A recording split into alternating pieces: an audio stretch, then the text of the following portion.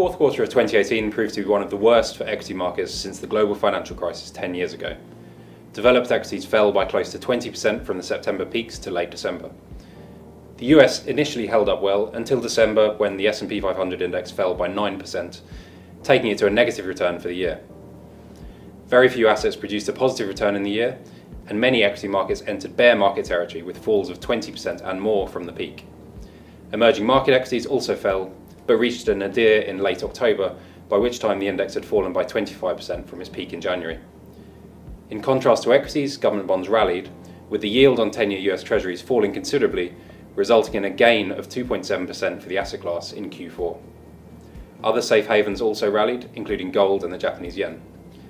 Meanwhile, corporate bonds underperformed government bonds as credit spreads widened substantially from what were the tightest levels in several years at the start of 2018. After such extraordinary moves in markets, the Goldilocks environment, not too hot, not too cold, of 2017 is clearly dead and buried. The cause was a sharp and unexpected reversal in actual and prospective global growth, with key contributing factors being the ongoing trade wars between the US and China, and further moves by central banks away from ultra-loose monetary policy. Given this market backdrop, the Harmony portfolios inevitably fell sharply during the fourth quarter, with declines of between 4 to 7% in base currency terms for most of the portfolios. The Europe Diversified and US Dollar Growth portfolios were laggards though, with falls of 8.8% and 10.7% respectively, which reflected the much sharper declines in European and US equities over the quarter, which those portfolios are strategically biased towards. In all cases, the portfolios held up considerably better than the respective local equity markets. On average, balanced risk profiles participated in around 50% of the local equity market falls, while growth risk profiles experienced around 70% of the falls. Although returns were clearly disappointing, the portfolios did benefit from us entering this unusually challenging period in markets, carrying the lowest levels of risks that we had held for several years. Throughout a period of very strong returns in previous years, we had progressively reduced our exposure to risk assets, most notably equities and corporate bonds, while increasing allocations to safe haven and uncorrelated assets to the highest levels in nearly 10 years, at close to 30% of balanced risk profiles and 20% of growth risk profiles. These changes all benefited returns over the past quarter and for the year. Our gold and US Treasury allocations all achieved positive returns over the quarter, of as much as 8% in the case of the gold-related allocations, while our liquid alternatives posted a modest negative return in aggregate, but protected very well versus other markets. While we recognise the many risks in markets and the likelihood that growth will slow from here, it appears to us that current valuations heavily discount much of this already. Markets have deteriorated by much more than the underlying fundamentals. Meanwhile, corporate earnings have been strong, most notably in the US, with growth of over 20%, which means equities offer much more attractive valuations now.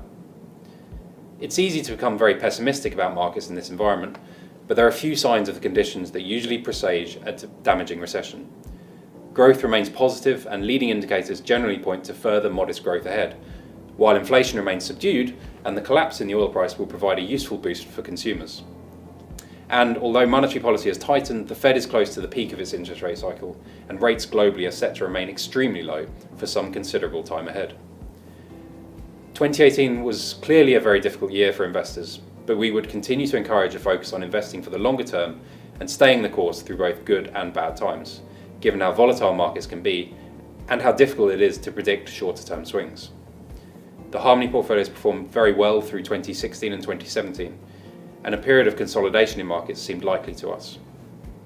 From where we are now, we believe 2019 is likely to be much improved compared with 2018, and has the potential to deliver at least mid-single-digit returns for portfolios, albeit with bumps on the way. Following such a difficult year, risk aversion among investors is very high, and many are cutting exposure to equities and corporate bonds on the back of sharp falls. But as Warren Buffett famously said, it pays to be fearful when others are greedy, and greedy when others are fearful. By coming into this period cautiously positioned, we were able to capitalise on the falls in markets and the much improved valuations, and we did just that by adding exposure to equities in November and late December. We now begin 2019 with 4 to 5% more equity exposure across all portfolios, at a time when return potential over the next few years looks considerably better than a year before. But market moves in the past year have once again illustrated the benefits of true diversification, which will remain vital in the year ahead to withstand the inevitable bumps on the way through this extraordinary cycle.